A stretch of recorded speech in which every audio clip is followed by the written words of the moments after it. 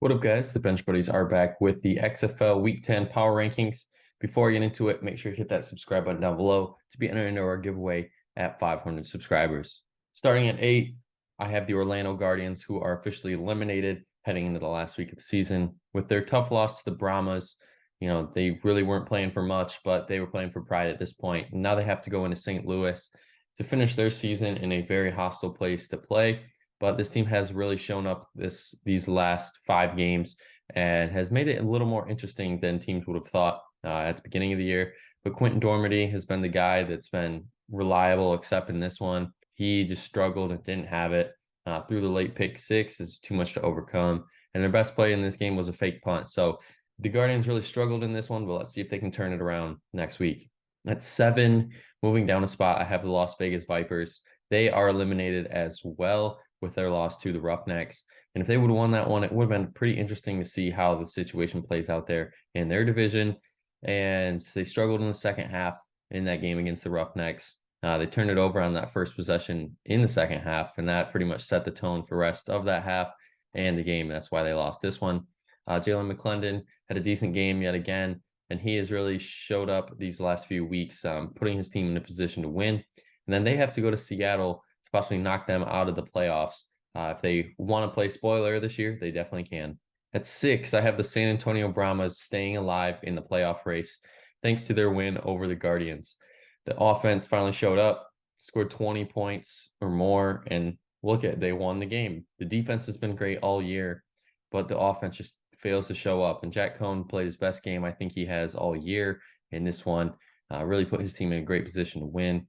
Jaquez Patrick also had a great game on the ground, and then Nick Holley had some key catches there for the Brahmas. So if they want to win to get in the playoffs, they got to win this week, and the Renegades to lose, and then it's up to the tiebreaker, which will be determined on Sunday night. So we'll have to wait for that.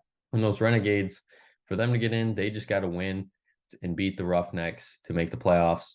And if they lose, then they got to see what happens to the Brahmas for them to get in.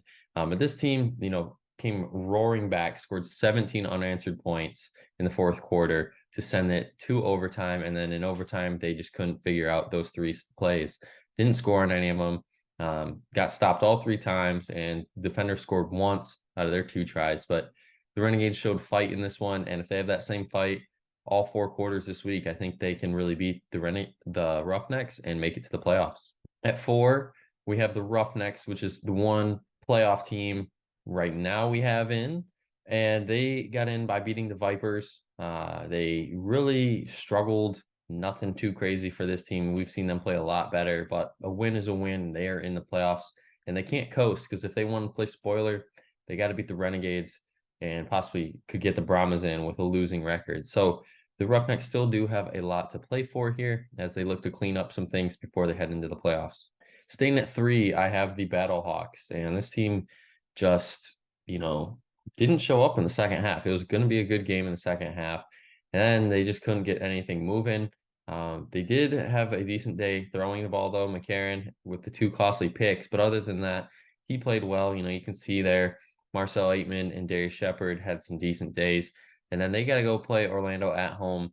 And if they win that, I believe they are in. And well, they're in if Seattle loses next week, and then it would be up to the tiebreaker if both of them win or both of them lose. And with the Seattle Sea Dragons, same thing for them. The only way they're in for sure is if they win and those Battlehawks lose, and then it's up to the tiebreaker for wins and losses if they both do that. So what do they got to do? They got to beat the Vipers first and foremost, and then let everything else control themselves. And this team really showed up in a big way in the second half. They also limited the Battlehawks to 225 total yards. And, it's kind of shocking. In St. Louis, they went in, got the huge win, and kind of took all the air out of the building. And now it's up to Ben DiNucci to have another great game to put this team in a position for a playoff spot. And, as long as he's got Ja'Cour Pearson and Josh Gordon, I think he'll be doing just fine. And at number 1, for the 5th time this year, are the DC Defenders. And this team is another team that has also clinched a playoff spot with no matter what happens this week. Jordan Ta'amu didn't have the best game, but it's a game and they won. And I think that's all he cares about at the end of the day. Josh Hammond had a decent game. And the thing for me is this team just blew their fourth quarter lead. And that's something they got to clean up heading into the playoffs here. They're up 17 going into the fourth quarter, and then it just went, completely wrong direction, and they somehow, some way figured it out in overtime and got the 3 stops they needed, scored on one of their 2 tries. And here we are talking about, the negatives. Well, the defenders are probably going to look at this tape and then forget about it after this week as they look to make things right to beat the Brahmas and eliminate them from the playoffs. But that's going to be it for the XFL Power Rankings this year. Make sure you guys check out our other videos with baseball and the NFL draft coming up and even NBA offseason. So as always, hit that subscribe button. But until the next time, the Bench Buddies are out.